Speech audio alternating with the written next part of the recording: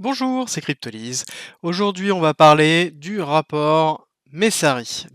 Messari est une société spécialisée notamment dans la recherche d'informations et la compilation de data et la certification de ces données. D'accord. Donc, en l'occurrence, c'est une énorme source de données autour des crypto-monnaies et des blockchains. Et on pourrait dire justement que c'est quelque chose qui a en tout cas le plus de connaissances ou un certain nombre de connaissances, nécessaires à pouvoir faire des projections. Ils nous ont sorti, en fin d'année un petit document d'une, 165 pages, donc quand même quelque chose d'assez conséquent sur, l'avenir des cryptomonnaies et des blockchains en général pour 2022 et voire plus loin, d'accord? Là, c'est titré 2022 mais l'un dans l'autre, hem, je pense que la projection elle est quand même beaucoup plus loin. La notion de ce type de document, en fait, c'est ce qu'on appelle justement, des whiteboards. Donc c'est des, livres blancs, qui sont, écrits et qui sont en fait tout simplement une réflexion autour, d'une thématique et là, c'est quels sont les possibles futurs pour les cryptomonnaies en 2022-2023. C'est un petit peu l'idée. L'idée de cette vidéo, moi, c'est de vous le résumer en un petit peu moins de 10 minutes, pour que vous ayez une idée générale et au fur et à mesure, je vous donnerai mon avis sur les différentes choses, de façon à ce qu'on comprenne un petit peu, moi, où j'en suis en niveau dans cette schématique-là. C'est en anglais, il y a plein de choses, il y a plein de références. La table, elle est énorme et on va, se baser sur quelques points clés de façon à pouvoir avancer au plus vite. L'idée générale qui ressort dans toute la notion du préambule, c'est que notamment les institutions, il y en a aucune qui est à l'heure actuelle, suffisamment éthique, ni, suffisamment compétente pour pouvoir réguler et comprendre les crypto-monnaies et les blockchains à l'heure actuelle. Et ce qui fait que, on a, une problématique, c'est qu'on se retrouve sur des régulateurs qui ne comprennent pas ce qui est en train d'être fait et c'est une des peurs en fait qui peuvent être, justement liées à cette partie-là. L'autre chose qui ressort, c'est qu'il y a un risque énorme au niveau des fiat monnaies qui a un risque d'inflation grandissant. Et donc du coup, ce risque d'inflation entraîne, une mise en avant des cryptomonnaies et du schéma des cryptomonnaies dans cette chose-là. Et justement, comme il le dit très vite, hein, on est à la page 9, le Web3 et les cryptomonnaies vont être, inévitables. Et je suis tout à fait d'accord avec lui, à l'heure actuelle, ces cryptomonnaies et la décentralisation d'internet est inévitable parce que c'est, la schématique normale de conceptualisation qu'on peut avoir et ils répondent à un besoin réel qu'on peut avoir maintenant et donc du coup, là, répondre à un besoin, c'est le critère essentiel d'une évolution. Est-ce que ça va être dans l'état actuel? Est-ce que ça va être en 2022? Ça, c'est encore autre chose. Mais on voit qu'on a, par exemple, comme du Solana qui commence à répondre à des besoins réels avec Solana Pay, pour 2022, donc on peut payer avec du Solana ou en tout cas, il y a toute une schématique qui est en train de se mettre en place autour de ça. Heu, et on voit des marqueurs qui sont très forts comme, un manque de régulation, des arnaques qui grandissent. Au niveau de la DeFi, donc de la finance décentralisée, c'est 1 à peu près du marché bancaire mondial. Tout ça, il nous l'explique et c'est normal, en fait, qu'il y ait des arnaques. C'est normal que c'est un voilà, c'est un secteur qui est en pleine croissance et justement, il dit que la principale, force qu'on devrait avoir, c'est arriver à découpler, justement les cryptomonnaies et c'est ce qui donnera à un moment donné, le go pour pouvoir aller plus loin. Voilà un petit peu l'essence même du document, par rapport à ça. Donc c'est un document qui est excessivement bullish par rapport aux crypto-monnaies et je suis, tout à fait d'accord avec lui. Je pense vraiment que les blockchains vont s'imposer. Déjà, juste que techniquement, on se retrouve sur quelque chose qui est très fort, qui apporte, vraiment une réponse et voilà, on peut se poser la question des crypto-monnaies face aux blockchains. Est-ce qu'on va garder la notion de,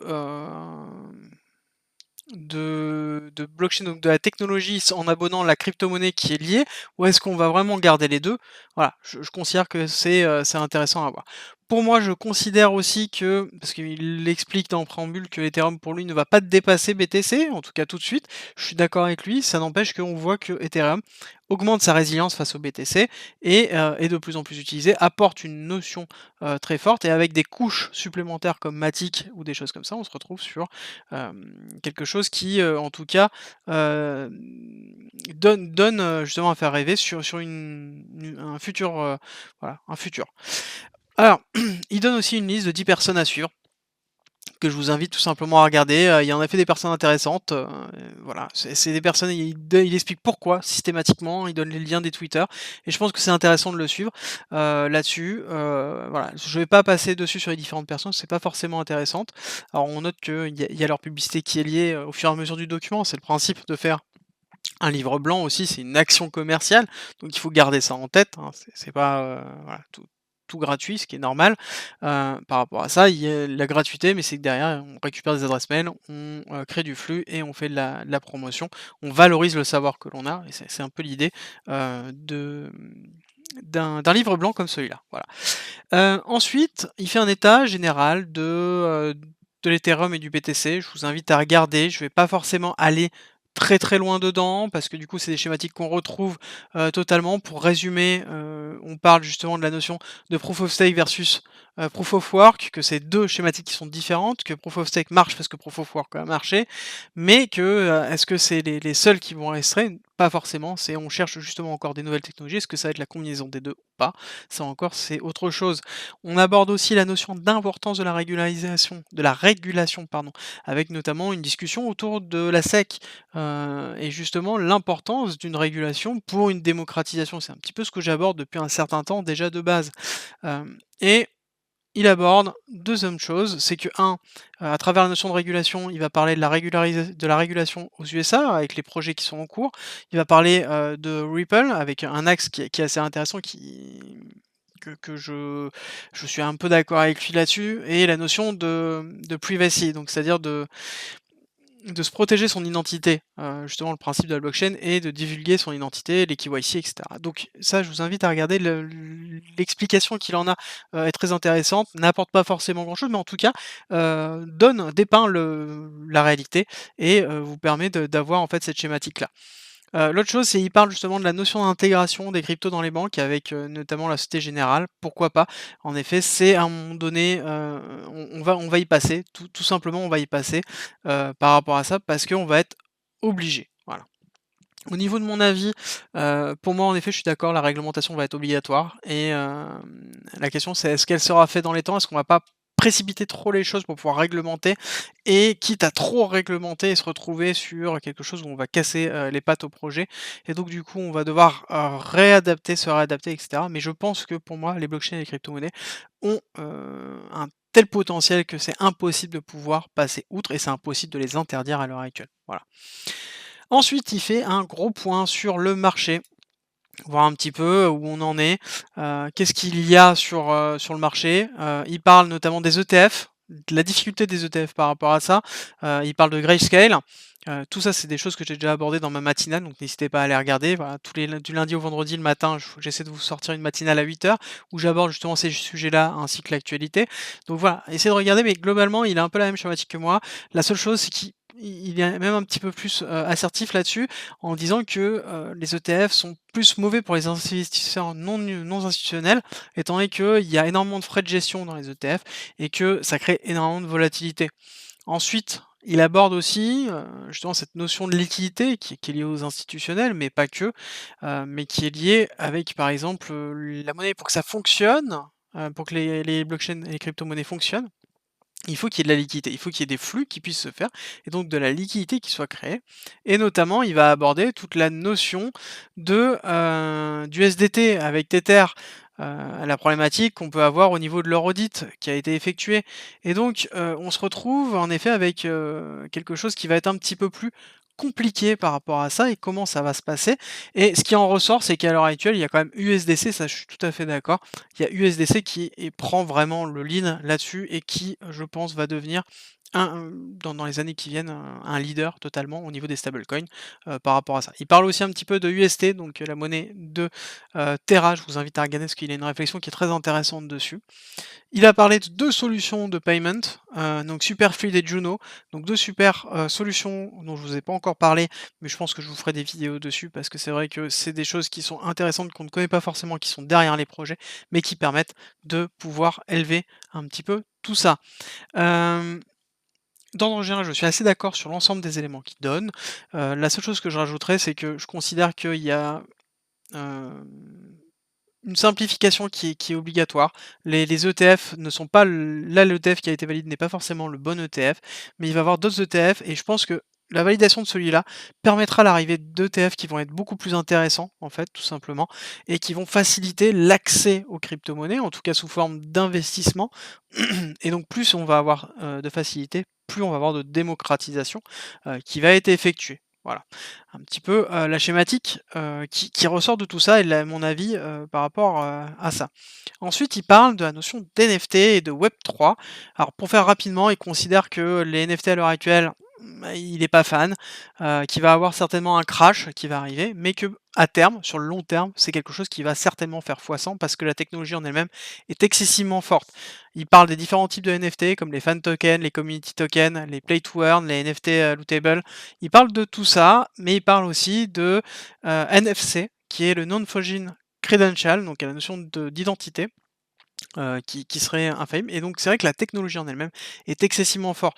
Je suis d'accord avec lui qu'à l'heure actuelle, les NFT, c'est un peu n'importe quoi. On a de tout, on a beaucoup, beaucoup de spéculation qui est basée sur rien, mais la technologie en elle-même est juste spectaculaire et juste extraordinaire et c'est quelque chose que j'aime énormément et je n'aime pas la spéculation qui est autour, mais en effet, c'est quelque chose qui va apporter, du concret, en tout cas, dans l'utilisation et la valorisation des biens numériques, enfin des biens numériques et leur instaurer en fait une value qui va bien au-delà de la notion de numérique et je trouve que c'est essentiel. Sans ça, on ne peut pas avoir de web 3. En tout cas, c'est le next step pour avoir vraiment le web 3 par rapport à ça. Ensuite, il aborde la notion de décentralisation, de web 3, décentralisé, le fait que on a besoin d'avoir une décentralisation des storages, donc tout simplement de stocker les données.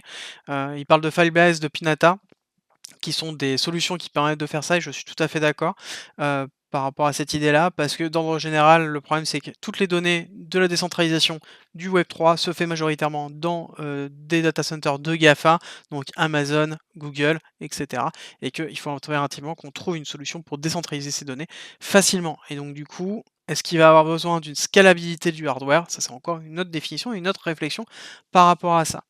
Ensuite, il aborde le défi 2.0, donc la DeFi, donc la finance décentralisée, qui est en train d'arriver. Il parle longuement de UST, donc la monnaie de Terra, et avec son avenir, par rapport à ça et je vous laisse voir, c'est une analyse et enfin son avis est quand même très intéressant. Il a une schématique aussi entre les monnaies qui sont peg, donc qui sont adossées au dollar, donc qui sont un pour un, et les non peg et donc du coup, il explique justement que, il y a des nouveaux, coins qui sont en train de se faire dans le marché. Il parle notamment, de OHM, de Ray, donc qui sont des monnaies qui sont non peg, mais qui sont adossées à un bien de trésorerie qui sont effectués.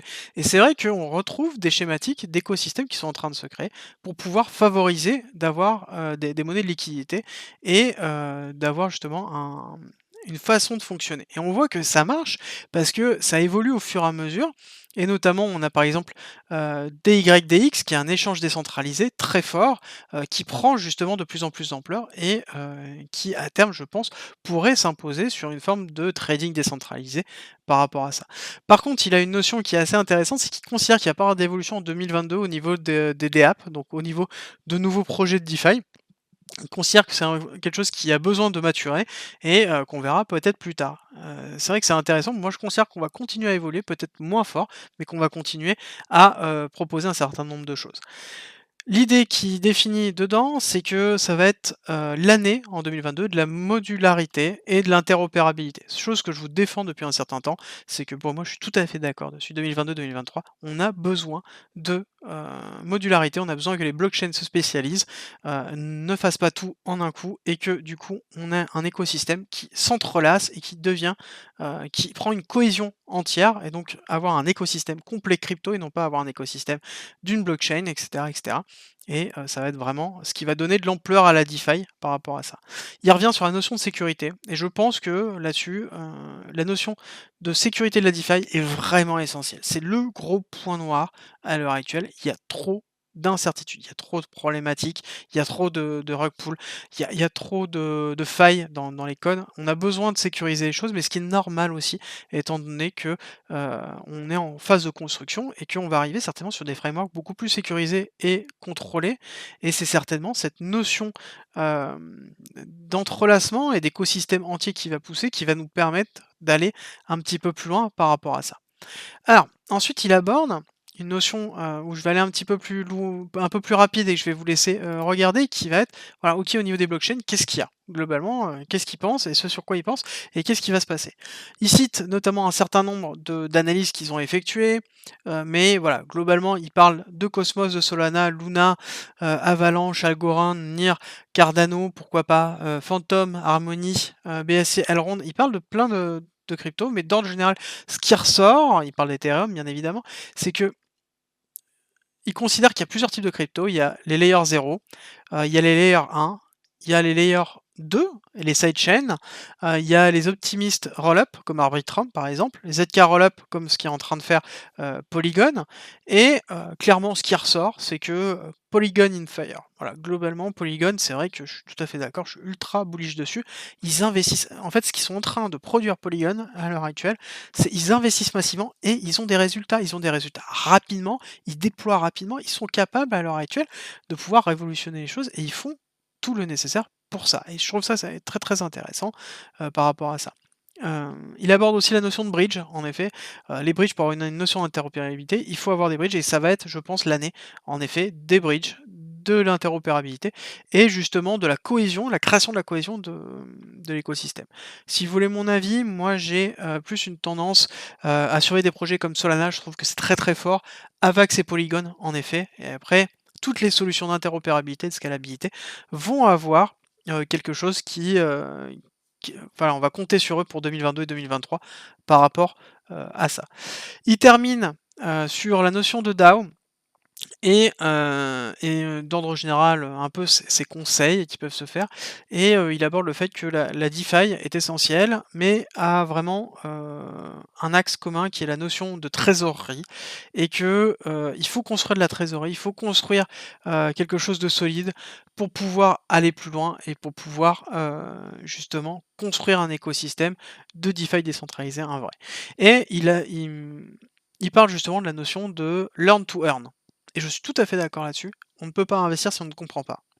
Il faut d'abord comprendre pour ensuite gagner, et c'est le même principe. Et en fait, c'est globalement tout le principe de la schématisation qui donne de ce document-là, donc qui est vraiment un très très bon document. Je vous invite à lire, en tout cas qui est très riche de son point de vue. À vous de vous faire le vôtre hein, par rapport à ça. Mais en l'occurrence, il a un point de vue qui est très très fort et très intéressant au niveau là-dessus, et qui est tourné vers le fait de l'apprentissage, de la qualité des informations, la qualité de compréhension des informations. Et en effet, il faut investir du temps, il faut prendre le temps de comprendre pour pouvoir voir l'écosystème dans son entier. Il y a plein de choses à faire, il y a une perspective de folie. Par contre, derrière, il faut vraiment s'investir, comprendre, regarder, lire, écouter, discuter. Venez d'ailleurs sur le Discord, il y a plein d'informations. On discute ouvertement et on est en train de grandir grandement. Donc n'hésitez pas à venir. C'est avec plaisir qu'on discutera notamment, pourquoi pas, de ce document-là qui va être essentiel. Et je pense qu'on va retrouver dans plusieurs analyses qui arriveront tout au long de l'année pouvoir confirmer. Je vous ai mis notamment cette schématique-là qui représente très bien pour lui la schématique qui est en train d'arriver. Et on voit qu'en effet, on a une schématique complexe qui est en train de se former et qui est en train de se densifier au niveau de l'écosystème. Et je pense que plus on va grandir, plus ça va se densifier et plus ça va s'unifier. Et c'est vraiment la clé de voûte pour avoir une adhésion massive des crypto-monnaies. Et c'est essentiel qu'on ait une adhésion massive des blockchains et des crypto-monnaies pour avoir un écosystème vraiment décentralisé et qui nous permette d'aller plus loin. Merci d'être resté avec moi jusqu'au bout. Abonne-toi, partage si t'as aimé et rejoins-nous sur Discord. C'est avec plaisir qu'on t'accueillera. Et à très vite.